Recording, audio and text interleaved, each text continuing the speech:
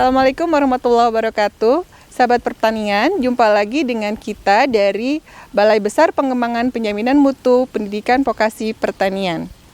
Alhamdulillah hari ini kita sudah bersama-sama Bapak Kepala Balai BBPP MPV Pertanian, Bapak Dr. Yusuf STMT. Assalamualaikum Bapak. Waalaikumsalam warahmatullahi wabarakatuh. Apa kabarnya Bapak? Alhamdulillah kabar baik. Ibu sehat? Alhamdulillah Bapak. Senang sekali bisa bertemu dengan Bapak hari ini. Kesempatan yang langka ya sahabat pertanian. Hari ini kita akan melakukan wawancara dengan Bapak Kepala tentang evaluasi akuntabilitas kinerja instansi pemerintah tahun 2023. Mohon izin kami mengajukan pertanyaan ya Bapak. Boleh, silakan. Siap Bapak. Menurut Bapak, apakah instansi Bapak ini rutin melakukan rapat atau koordinasi pengukuran kinerja secara berkala Bapak? Alhamdulillah kami Balai Besar Pengembangan Penjaminan Mutu Pendidikan Vokasi Pertanian Cianjur selalu melakukan rapat evaluasi itu secara berkala. Di mana dalam kegiatan pengukuran berkala itu dalam bentuk pertama pada kegiatan rapat tim manajemen, kemudian juga di dalam rapat tim sakip yang kami lakukan.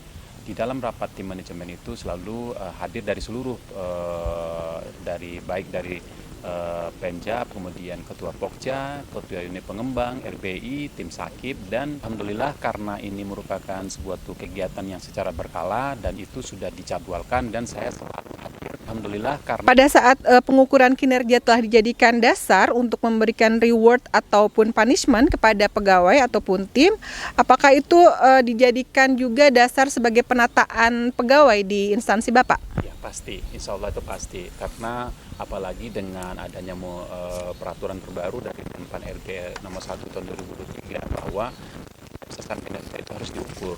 Karena ini juga menjadi tolak ukur bagi kita agar nantinya setiap kepegawai yang kinerjanya baik dan kemudian dari juga perilakunya juga bagus, artinya itu harusnya mendapatkan reward. Tapi ketika seorang pegawai secara kinerja juga baik, tetapi kalau dari perilaku juga baik, itu juga tidak baik, itu juga menjadi dampak yang berbeda. Pasti juga memberikan sedikit ada punishment.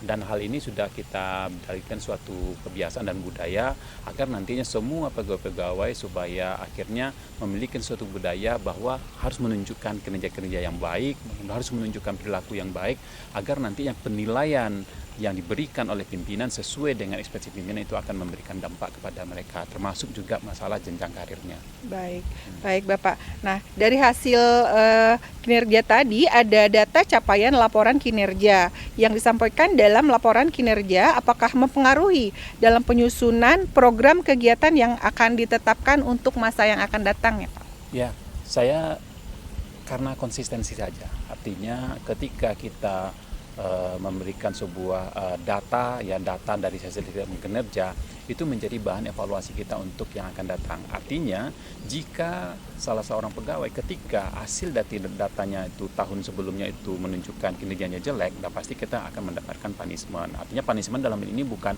dalam bentuk hukuman, tetapi kita memberikan dalam bentuk perbaikan, memberikan coach.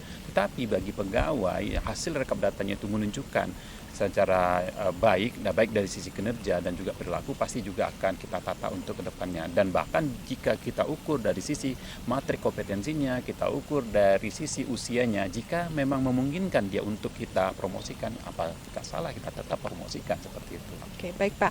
Apabila sebuah indikator capaian ya Pak ya, kurang dari target yang telah ditetapkan, bagaimana menurut Bapak pengambilan keputusan baik program kegiatan dalam mencapai kinerja pada periode yang akan datang tersebut? Pasti kita akan melakukan seperti refleksi ya, mereview kembali hasil dari evaluasi itu, apa yang kira-kira kinerja itu misal tidak tercapai, sehingga akhirnya dengan melakukan review kembali kita akan memberikan suatu tampak ke depannya apa yang akan kita perbaiki ke depannya, seperti itu. Baik, ini pertanyaan terakhir ya Pak ya. Menurut Bapak bagaimana strategi yang diterapkan untuk membangun budaya organisasi untuk meningkatkan capaian kinerja yang dapat mempengaruhi pelaporan kinerja Bapak? Ya, banyak cara ya, kebiasaan-kebiasaan yang baik yang sudah kita bangun di balai besar kita. Pertama salah satunya adalah kita membiasakan melaksanakan kegiatan apel pagi yang setiap hari Senin.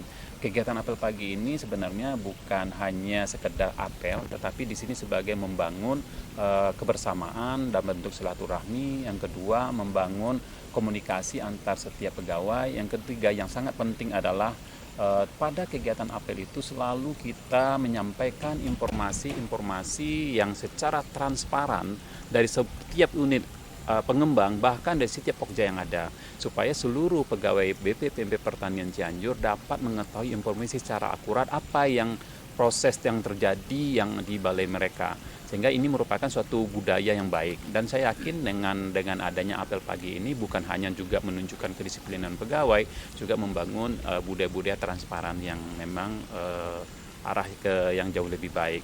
Berikutnya juga pada kegiatan-kegiatan di luar dari apel pagi, saya juga membiasakan dari setiap tim manajemen memberikan apresiasi yang baik kepada pegawai-pegawai yang tingkat kedisiplinnya bagus, kemudian dari sisi kinerja yang baik, itu harus kita berikan dalam bentuk reward, agar nanti budaya ini makin, kebiasaan-kebiasaan ini menjadi suatu budaya yang baik di balai besar kita.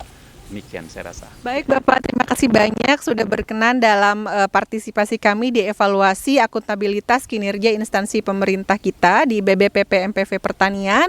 Semoga kedepannya kita semakin bisa meningkatkan kinerja kita sehingga bisa kontinu dan berkelanjutan. Terima kasih Bapak. Baik sahabat pertanian, sampai jumpa kembali dalam kesempatan yang akan datang. Assalamualaikum warahmatullahi wabarakatuh.